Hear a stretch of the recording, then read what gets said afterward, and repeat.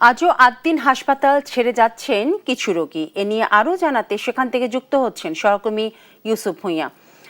ইউসুফ, হাসপাতালে এখন কতজন রোগী রয়েছেন সেটা জানাবেন, এবং তারা থাকলে তারা কি স্বাস্থ্যসেবা পাচ্ছে, এবং পরবর্তী আপডেটেড পরিস্থিতিটা আমাদেরকে জানাবেন।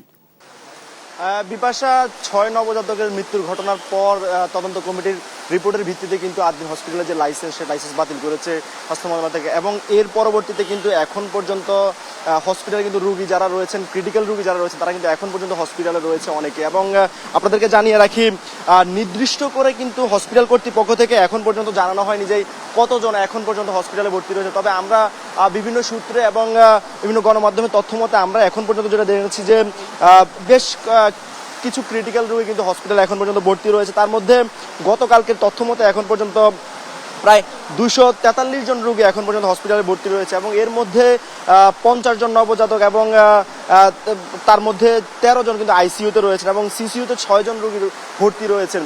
তো এই যারা রোগীরা ভর্তি রয়েছেন, সে রোগীদের স্বজনদের সঙ্গে কিন্তু আমরা কথা বলেছি, এবং স্বজনরা কিন্তু এক ধরনের মিশ্র প্রতিক্রিয়া রয়েছে তাদের মধ্যে। তারা বলছেন যে এই দ্রুত সময়ের মধ্যে তারা তাদের রোগীকে আসলে এখান থেকে সরিয়ে নেওয়ার যে সুযোগ, সেই সুযোগটি কিন্তু এখন পর্যন্ত হয়নি। কারণ হচ্ছে, আপনি জানেন যে যারা এখানে এখন পর্যন্ত ভর্তি রয়েছে সেই রোগীরা কিন্তু অত্যন্ত ক্রিটিক্যাল এবং ঝুঁকিপূর্ণ, এবং এই ঝুঁকিপূর্ণ থাকার কারণে তারা অন্যান্য যে হসপিটাল, সেই হসপিটালগুলোতে কিন্তু নিতে পারেনি এখন পর্যন্ত। এবং এর বাইরে স্বাস্থ্য মন্ত্রণালয় থেকে যেটা বলা হয়েছে যে যারা এখানে রোগী রয়েছে তাদেরকে আসলে 6টি হসপিটাল আসলে স্থানান্তরের সিদ্ধান্ত নিয়েছে, এবং একটি বিজ্ঞপ্তিতে এই বিষয়টি কিন্তু জানানো হয়েছে। তার মধ্যে Dhaka medical, Salimullah medical, Suhrawardy medical এবং মুগদা মেডিকেল সহ কুর্মিটোলা, এই যে 4-5টি হসপিটাল রয়েছে, মোট 6টি হসপিটালে কিন্তু তাদেরকে আসলে স্থানান্তরের সিদ্ধান্ত নিয়েছে।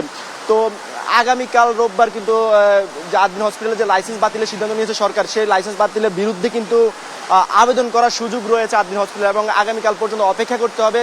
অপেক্ষার পরবর্তীতে জানা যাবে আসলে এই পরবর্তীতে কি সিদ্ধান্ত হয়। তবে এখন পর্যন্ত আমরা হসপিটালে এসে যেমনটি দেখেছি যে যারা রুগী রয়েছেন তাদের বাইরে থেকে অনেক রুগী এখানে কিন্তু আসছেন, তবে সেই রুগীদেরকে কিন্তু হসপিটালে ভর্তি নেওয়া হচ্ছে না।